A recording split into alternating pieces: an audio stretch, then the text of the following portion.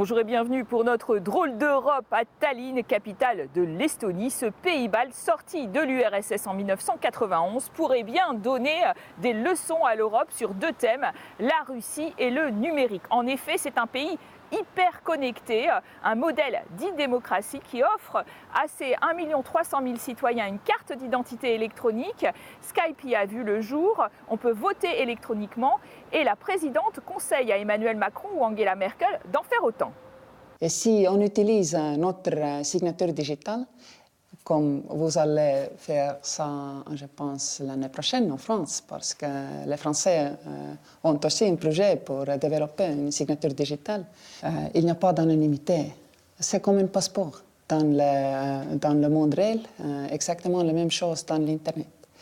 Ce n'est pas une sécurité si on utilise une identification par Facebook ou Amazon ou Google, parce que c'est peut-être pas vrai. On peut se personnifier comme quelqu'un d'autre. En Estonie, on peut proposer le service digital en utilisant notre passeport digital ou signature digitale. Et ça veut dire qu'on reste dans un espace légal. Mais n'est-ce pas un peu naïf de se mettre ainsi à la portée d'une cyberattaque? En 2004, l'Estonie est entrée dans l'Union européenne et l'OTAN, et en 2007, elle a précisément subi une attaque géante de la part de la Russie qui a bloqué toutes ses installations numériques. Résultat, en 2008, elle a accueilli sur son sol le centre d'excellence de cyberdéfense de l'OTAN et elle demande à l'Alliance Atlantique de renforcer sa présence militaire. Reste à régler le sort des russophones d'Estonie qui représentent tout de même un quart de la population. Nous ne sommes pas une cinquième colonne du Kremlin. Je suis russophone moi-même, mais c'est vrai qu'il y a une influence des médias russes. Pour une raison très simple.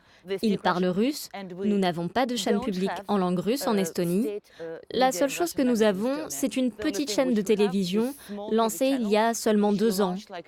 Et je veux insister sur le fait que l'intégration est un processus qui demande des efforts des deux côtés de la société. Et c'est exactement ce que nous faisons en ce moment.